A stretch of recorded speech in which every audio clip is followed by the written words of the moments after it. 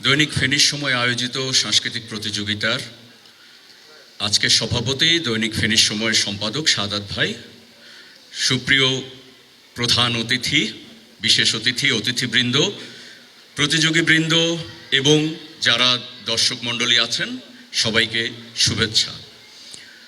ধর্মীয় শিক্ষা মানুষের নৈতিক মূল্যবোধকে উন্নত করে। এটি একটি আপ্তবাক্য। যদি ধর্মীয় শিক্ষাটা সঠিক পথে আমরা অর্জন করতে পারি, তখনই আমাদের নৈতিক মূল্যবোধটা উন্নত হয়, নতুবা অবনমিত হয়।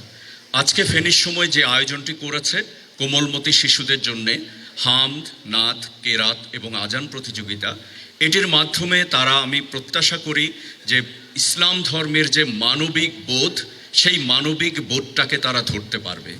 এবং এই পবিত্র রমজানে আপনারা যারা আছেন, আপনারাও ইসলামের মানবিক বোধটাকে ধারণ করবেন।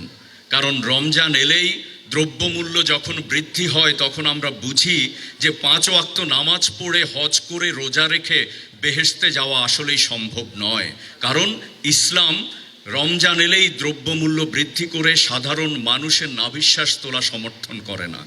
আজকের এই আয়োজন, আশা করি আমাদের মধ্যে ইসলামিক মূল্যবোধ, যে মানবিকতা, মানুষের জন্য মানুষ, একটু আগে মুন্না বলে গেছে, একজনকে উপকার করলে পবিত্র কুরআনেই আছে যে সমগ্র মানব জাতির উপকার হয়, সেই ইসলামী বোধটাকে আমরা ধারণ করব এবং দৈনিক ফেনীর সময় এই বোধটাকে ছড়িয়ে দেবার জন্য সামাজিক কার্যক্রমগুলো অব্যাহত রাখবে, এই প্রত্যাশা রেখে আজকে যারা প্রতিযোগী আছেন, যারা প্রতিযোগিতায় পুরস্কার পেয়েছেন তাদেরকে অভিনন্দন, যারা পাননি তারা ভবিষ্যতে পাবেন, এই প্রত্যাশায় তাদেরকে অভিনন্দন জানিয়ে আমি আমার বক্তব্য শেষ করছি।